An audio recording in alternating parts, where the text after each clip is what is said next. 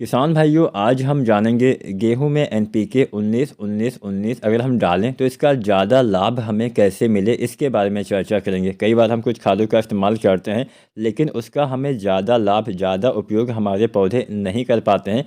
तो ऐसे हम क्या डालें, किस तरीके से हम इसका इस्तेमाल करें जिससे इसका लाभ हमें, हमारे पौधे को ज़्यादा मात्रा में मिल पाए। नमस्कार किसान साथियों, एसआरजे किसान चैनल पे आपका स्वागत है। अगर कोई भी आपको जानकारी चाहिए तो आप नीचे कमेंट करिए, और चैनल को सब्सक्राइब नहीं किया है तो सबसे पहले सब्सक्राइब करिए। तो सबसे पहले हम किसी भी चीज़ का इस्तेमाल करते हैं तो उसके बारे में थोड़ा बहुत जानकारी हमें होनी चाहिए। तो पहले हम एनपीके के बारे में जानते हैं। इसमें 19% नाइट्रोजन, 19% इसमें फास्फोरस, 19% इसमें पोटेशियम यानी पोटास पाया जाता है। नाइट्रोजन, फास्फोरस, पोटास, ये तीनों तत्व इसमें बराबर बराबर मात्रा में पाए जाते हैं।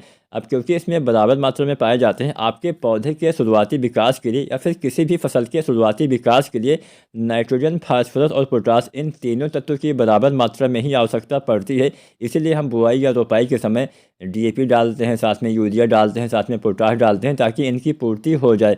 किसी कारणवश कुछ कमी रह जाती है तो क्या होता है कि पौधे की ग्रोथ अच्छे से नहीं हो पाती है।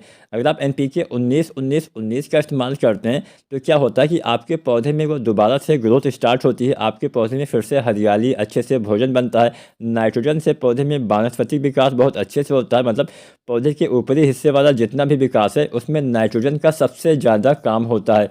इसके साथ साथ पौधे के निचले हिस्से वाला जितना विकास होता है, मतलब आपका जड़ हो गया, तना हो गया, इसके विकास में फास्फोरस का बहुत ही अहम काम होता है। वैसे तो और भी बहुत सारे कार्य होते हैं लेकिन हमने यहाँ पे मुख्य काम आपको बता दिया। अब इसके साथ साथ पोटाश का काम होता है संपूर्ण पौधे के देखभाल में मदद करना, अच्छे से आपके पौधे में भोजन बनाने में हेल्प करना, पौधे के तने को मजबूत करता है। पोटाश से फसल में बीमारियां कम लगती है, पोटाश से पौधे में तनाव कम आता है, पोटाश आपके फसल को सूखा से सहनशील करता है, ज़्यादा पानी हो जाता है तो उससे भी सहनशीलता प्रदान करता है। तो यहाँ पे ये तीनों तत्व अगर आप डालते हैं शुरुआती अवस्था में तो अच्छा लाभ मिलता है। अब जानते हैं हमें इसका इस्तेमाल आखिर गेहूं में करना कब चाहिए। किसान साथियों, गेहूं की फसल में एनपीके 19 डालने का सबसे बढ़िया समय है 25 दिन से लेके और 30 दिन। वैसे तो इसका इस्तेमाल कभी भी किया जा सकता है लेकिन ज़्यादा लाभ पाना है तो 25 से 30 दिन पे इसका इस्तेमाल करेंगे तो ही इसका अधिकतम लाभ आपको मिलेगा। बहुत से किसान साथी इसका इस्तेमाल 2 बार भी करते हैं, तो पहले पानी के बाद पहली बार और दूसरे पानी के बाद दोबारा से भी इसका इस्तेमाल किया जा सकता है। मान लीजिए आपकी फसल थोड़ा दबी है, अच्छे से ग्रोथ नहीं हो रही है तो ही दोबारा से इस्तेमाल करिए। फसल अच्छी है तो दोबारा से डालने की आवश्यकता नहीं है। अगर फसल ज़्यादा अच्छी है तो इसको डालने की भी आवश्यकता नहीं है। इसका इस्तेमाल वही किसान साथी करें जिनकी फसल पहला पानी लगाने लायक हो गई है, थोड़ा सा कमजोरी दिख रही है, थोड़ा सा कल्ले कम दिख रहे हैं, थोड़ा सा फुटाव, जड़ विकास, ये सब चीज़ें कमी दिख रही है, तो ही आप इस एनपीके का इस्तेमाल करिए।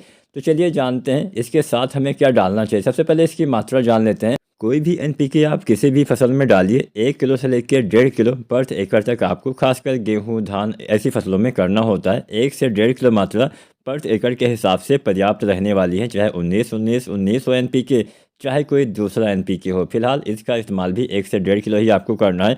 अब इसके साथ क्या आपको मिलाना है, इसके साथ आप 1-2 चीज़ और मिला सकते हैं जिससे इसका लाभ काफ़ी बढ़ जाएगा।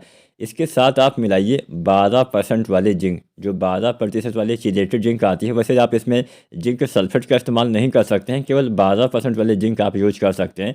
तो अगर आपकी फसल में थोड़ा पीलापन है, अच्छे से ग्रोथ नहीं हो रही है, तो 12% वाले जो EDTA जिंक आती है चिलेटेड रूप में, इसकी आपको 120 ग्राम मात्रा इस एनपीके के साथ प्रयोग करना है। इसके साथ एक दूसरा चीज़ भी मिलाना है, वो है बोरोन। बोरोन आपकी फसल में पौधे के जड़ों के द्वारा जो भी अवशोषित किया जाता है उसको पौधे के सभी भागों तक पहुंचाने का काम करता है। बोरोन से पौधे में अच्छे से विकास होता है, कल्ले भी अच्छे आएंगे, भोजन जब अच्छे से बनता है तो पौधे में कल्ले का विकास भी अच्छे से होता है।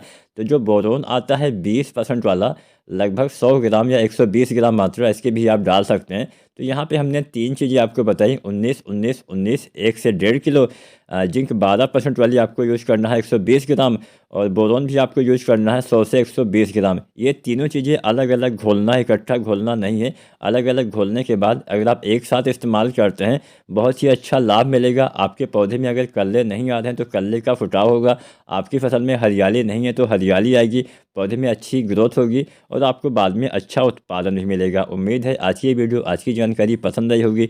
वीडियो और जानकारी अच्छी लगी है तो वीडियो को लाइक शेयर करें और चैनल को सब्सक्राइब करें। धन्यवाद।